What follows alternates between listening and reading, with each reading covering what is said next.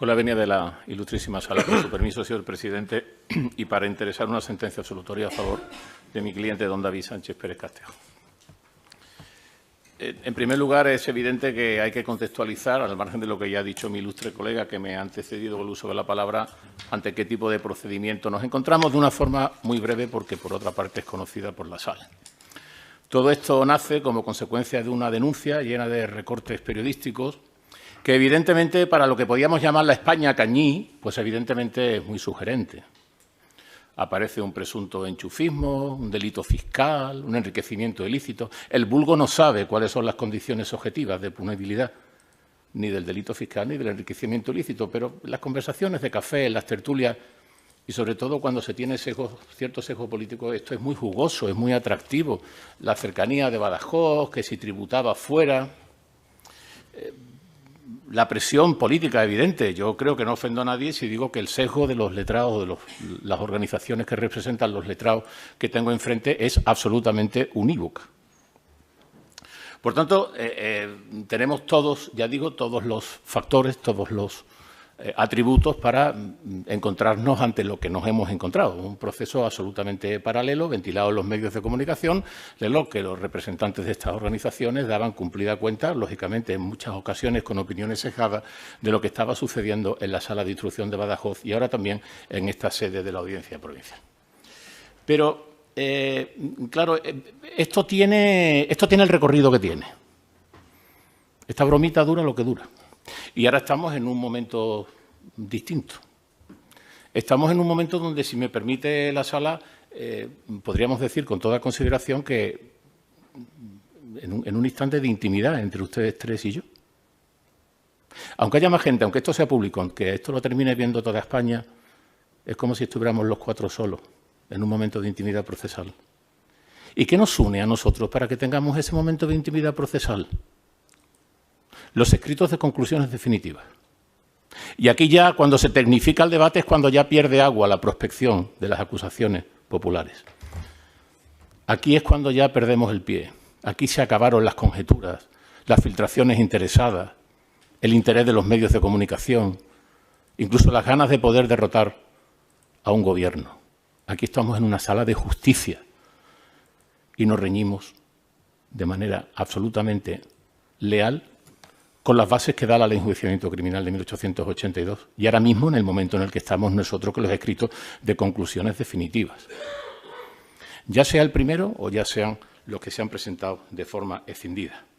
Por tanto, aquí estamos nosotros, están los escritos y sobra todo lo demás, sobran todos los antecedentes. Ahora iremos a ver exactamente qué se dice de mi cliente en esos escritos, porque ahí está la foto procesal de lo que nos trae aquí y, sobre todo, cuál es la prueba que lo sustenta, que es verdaderamente lo sustantivo, porque incluso se puede hacer un relato diciendo que mi cliente poco menos que mató a Manolete. Pero antes de eso, hay que poner de manifiesto que las acusaciones populares han tenido mucho mérito a la hora de sortear su propio escrito de conclusiones definitivas. Ha sido verdaderamente llamativo. Es que no se han referido a su escrito de conclusiones definitivas. Han estado diciendo que los testigos estaban comprados, que eran del PSOE, que tenían miedo, que habían sido intimidados. Algunas organizaciones de estas tienen una cierta propulsión a presentar querellas criminales y seguramente lo harán por delitos de falso testimonio, pero de momento no sé qué razón hay para poner de manifiesto la vieja máxima de que si no me gustan los testigos los tiro. Que es lo que han dicho aquí, que si tienen miedo, que si las represalias, que si mintieron. Hombre, si esto fuera así, ganaríamos los pleitos todos los letrados siempre. Yo no veo ninguna razón objetiva para que, por ejemplo, el señor Cumbres, que nos dio una auténtica pericial acerca de la ortodoxia administrativa de estos actos administrativos, pueda ser tachado. Un señor que está jubilado, que no espera absolutamente nada de nadie. O sea, igual es que el Partido Socialista le va a subir la jubilación, pero al margen de eso, evidentemente, no parece razonable que espere nada del sistema. Así que vamos a lo que hemos venido. Aunque sea un ratito, aunque sean mis 40 minutos de intervención, vamos a meternos en esa campana todos. Ya luego volveremos al ruido mediático. Lo que sí hay que tener también en cuenta son algunas cosas que la ilustrísima sala debe tener con toda consideración en razón a la hora de abordar este supuesto. Insisto, por mantener una ortodoxia procesal y constitucional y porque esto no sea un patio de monipodio. Miren, la posición de las acusaciones populares parte, a mi juicio, de un pecado original. que fue no recurrir el auto de transformación en procedimiento de abreviado. El pecado original. Porque ahí se quedaron cortos, mutilados. Luego volveré a ese fantasma al que se ha llamado el influyente del tráfico. Pero ahí no hicieron nada. Ahí se conformaron. Y el auto de procedimiento abreviado, en lo que tiene que ver particularmente con el tráfico de influencia, era ciertamente escaso en cuanto a la proliferación de indicios.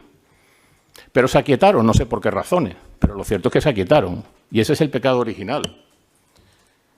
De verdad que tampoco entiendo por qué no se ha calificado esto como una organización criminal, porque de acuerdo con su dialéctica, y aquí habría que casi abrir un paréntesis, porque sinceramente parece que la Diputación de Badajoz es poco menos que una especie de banda fascinerosa. Hombre, han sido ciertamente desconsideradas algunas intervenciones, como si esto fuera una especie de nido criminal. No, aquí las cosas se demuestran. Aquí no se da a entender a la opinión pública que la Diputación de Badajoz hace las cosas de esta manera. Aquí las cosas se demuestran.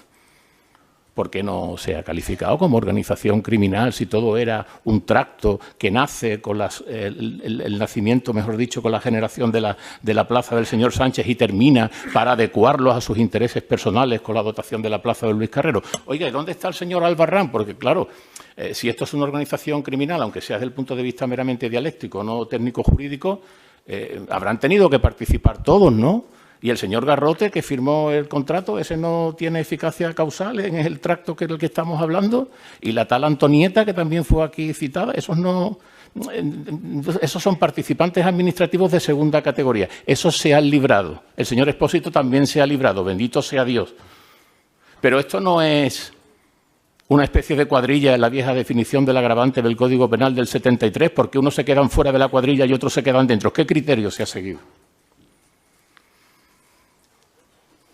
Y en este entendimiento global del procedimiento hay otras cosas que no se entienden. No tengo ningún interés en inaugurar ninguna jurisprudencia, pero igual lo hacemos.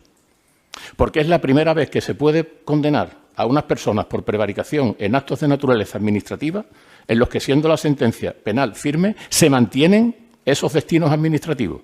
Esto ha llegado hasta el punto que una señora llamada Señora del Viejo, que es la que actualmente ostenta la llamada Oficina de Cooperación Transfronteriza, ha venido aquí a declarar como testigo con absoluta normalidad, diciendo a lo que se dedica. Pero esto, ¿cuándo se ha visto? Desde luego, en toda la jurisprudencia que yo he manejado de prevaricación, lo primero que se hace es declarar el acto nulo. Pero aquí resulta que han venido todas, incluso que hasta Ópera Joven se está rescatando de una vía por una vía un tanto elíptica. O sea, que al final resulta que los actos administrativos, que son criminales, resulta que se encuentran vivos, incluso las personas que actualmente lo votan han venido aquí a declarar como testigo. Señor Torres, vamos a ese orden. A continuación, el señor Cortés Becchiarelli, ya diré. Cuando usted diga.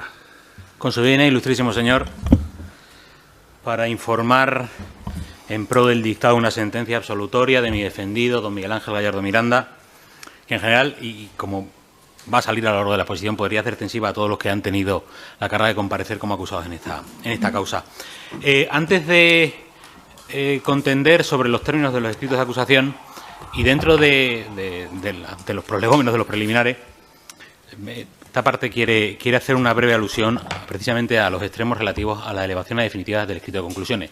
Esta parte dijo lo que dijo, la sala resolvió lo que resolvió, formulamos nuestra respetuosa protesta y en principio no añadiríamos nada más. Ocurre, sin embargo, que leídos los escritos de acusación, en particular, y salvo error, dos de ellos, los que nos quejamos que se habían introducido nuevos hechos, que la sala consideró alteraciones factuales no relevantes, y al socaire lo que ha informado la representante del Ministerio Fiscal, hemos detectado que en el apartado no de hechos, sino de calificación jurídica, se ha aprovechado para colar, y decimos así, colar subrepticiamente, una referencia a una pretendida influencia de influjo,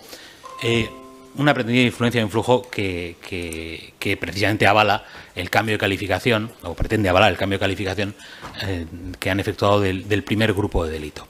Y dentro de este fair play que hemos mantenido, creo razonablemente, todas las defensas aquí presentes, esto honradamente, y lo digo como sentido de reproche, no ha sido fino.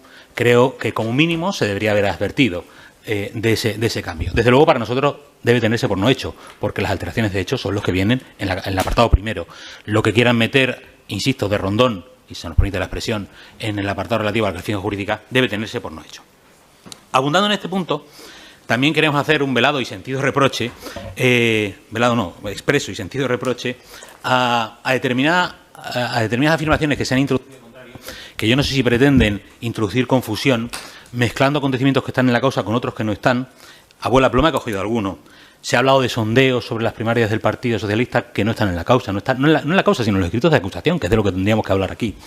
Se ha hablado también del encuentro ya no me he perdido si era el mitin del Peugeot en Don Benito o no, tampoco están las actuaciones. Yo no sé si el señor Gallardo fue al mitin de Don Benito o dejó de ir. Desde luego, el que no fui yo. Pero, desde luego, no está en el escrito de acusación, no está en la causa. Se ha hablado también, y esto es lo último que voy a decir, de declaraciones testificales que pretendidamente contradicen lo informado en la causa sin haber hecho uso, o declarado en instrucción sin haber hecho uso de la facultad del artículo 704. Se pretende poner de manifiesto unas supuestas contradicciones que no se han introducido en la causa. Sirva esto como, en fin, sentido reproche dentro del fair play que creo que ha acomodado el juego de las defensas y acusaciones aquí presentes. Y ahora sí, terminado el capítulo de reproches, yo lamentablemente voy a ser poco original. Algunas de las letrados que me han precedido ya han dicho incluso lo que voy a decir. Será que soy muy poco original, pero efectivamente voy a hablar de que el procedimiento administrativo sustancialmente correcto. También hablaré del principio de intervención mínima y del carácter fragmentario del derecho penal.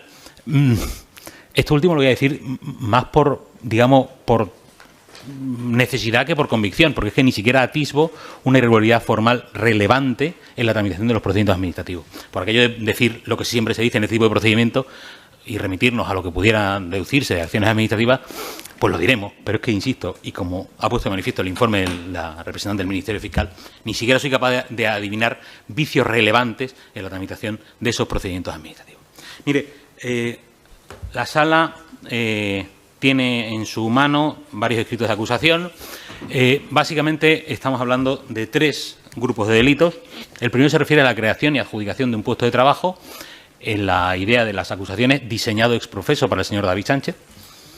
El segundo tiene lugar con lo que las defensas entendemos que es una modificación de la nomenclatura del puesto de trabajo inicialmente adjudicado a David Sánchez, que pasa de ser coordinador de actividades de los conservatorios, de conservatorio, a director o jefe de la Oficina de Artes Escénicas. Y en tercer lugar, la creación y adjudicación de un puesto que he sido incapaz de memorizar a lo largo de toda la causa, algo relacionado con las actividades transfronterizas. De este último no me voy a ocupar en la medida en que no me atañe. Si nos atenemos a los escritos de acusación, la creación y adjudicación del puesto de trabajo, en esencia se nos dice que don David Sánchez influyó en Miguel Ángel Gallardo y Miguel Ángel Gallardo influyó en no sé cuántos funcionarios.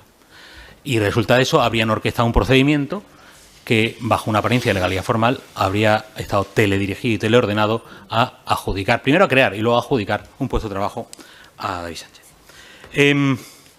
De todo eso, de la participación, ahora centrándonos en la participación de don Miguel Ángel Gallardo, la única prueba que apunta a don Miguel Ángel Gallardo en ese primer grupo de hechos, se ha dicho por las acusaciones, el atestado de la UCO.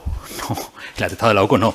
Las declaraciones efectuadas en sala por el señor teniente coronel de la Unidad Central Operativa, que es diferente.